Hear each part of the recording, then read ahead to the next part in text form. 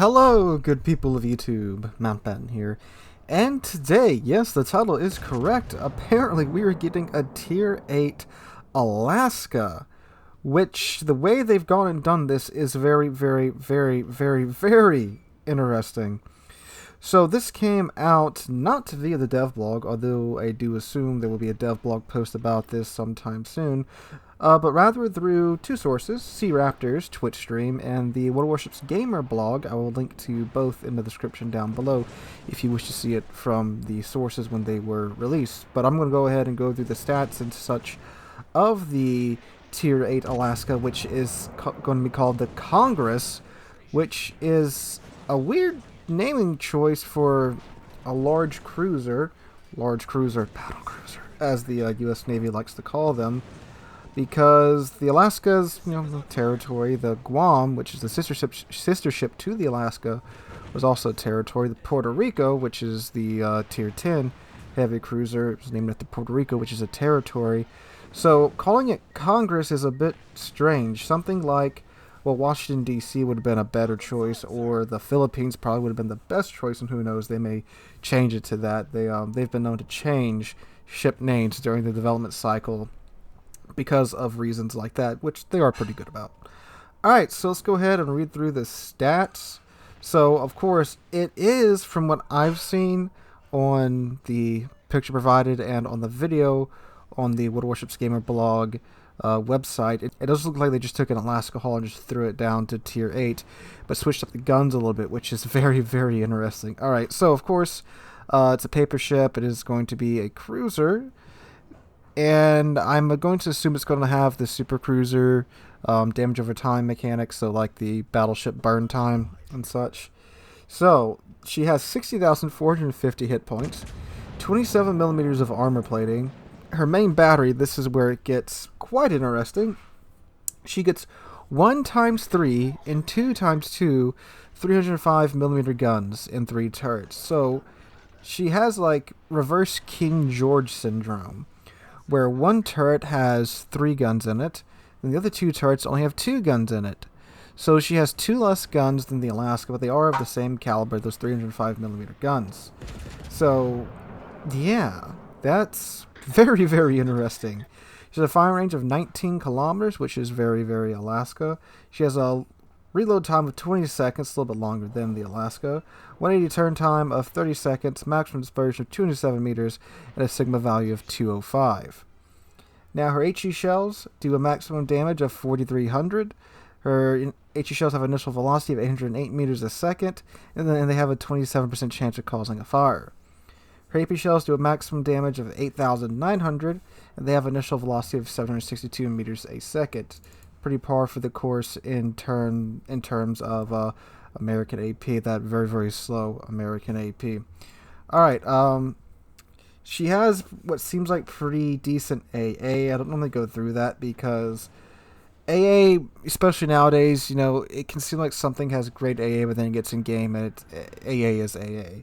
If you want, you can check out the blog website for that, if you want to dig down into that. But long story short, it seems to have good AA.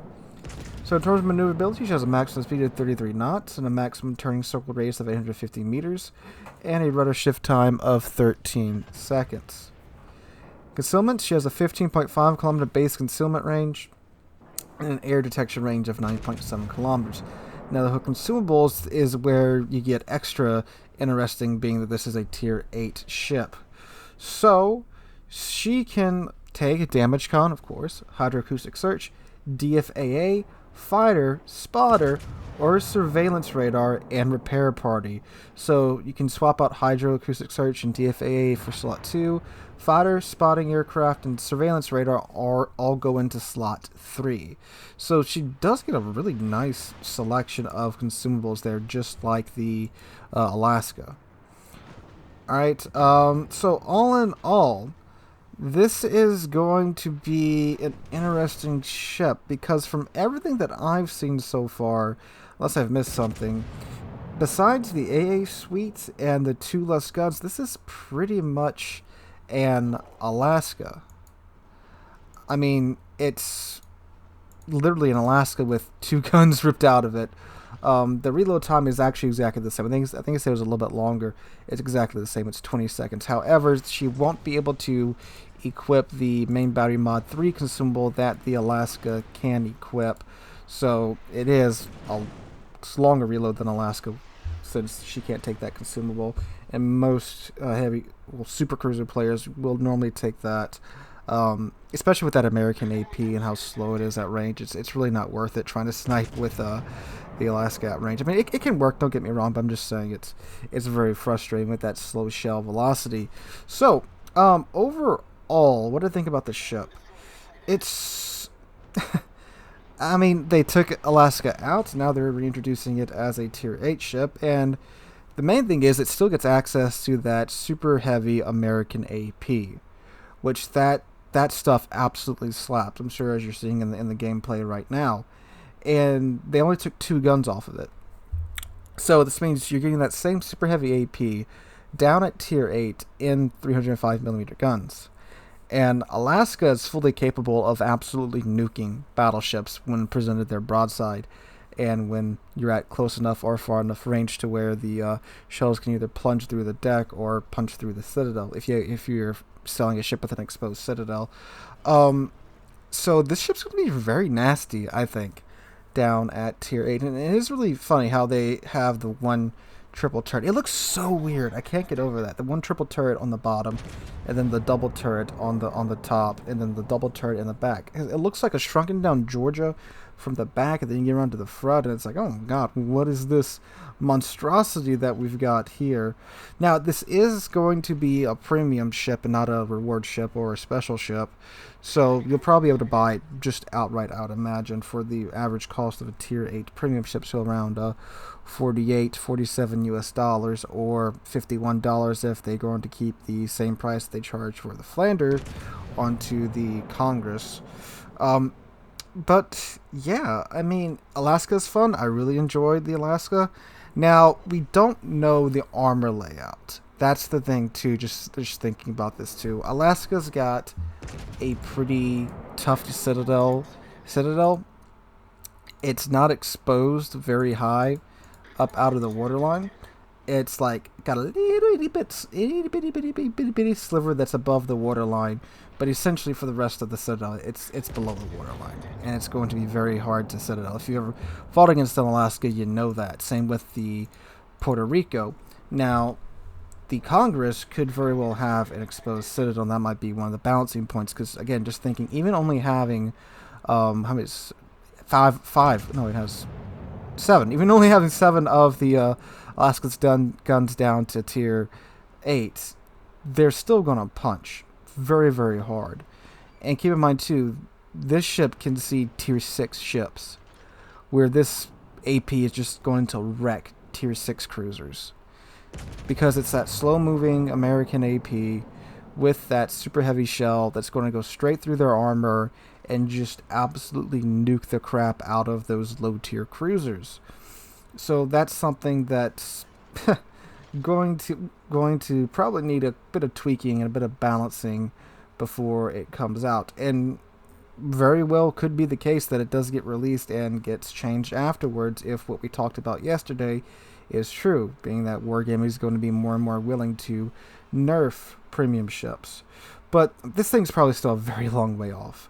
It's just being announced right now, and if it follows the usual timeline of announcement to release, we've got about 4 or 5 months before we see this thing. So like late summer, maybe early winter, that would be about right, I would imagine, for the development cycle for something like this.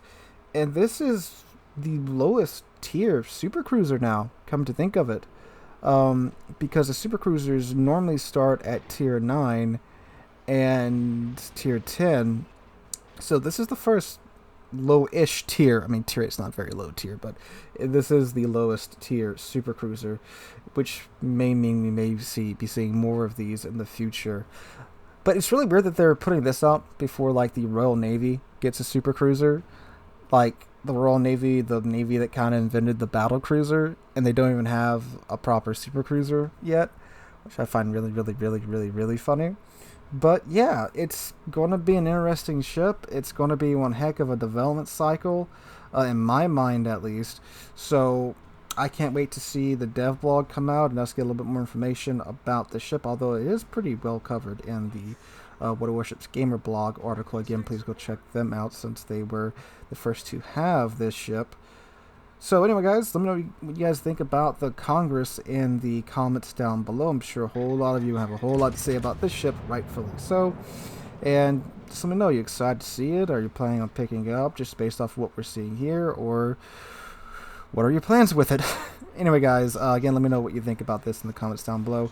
Hope you're all having a wonderful Wednesday. If you enjoyed the video, make sure to drop a like and subscribe to the channel. We're on our way to 25,000 subs. We just passed 23,700 yesterday, and I cannot thank you guys enough for that.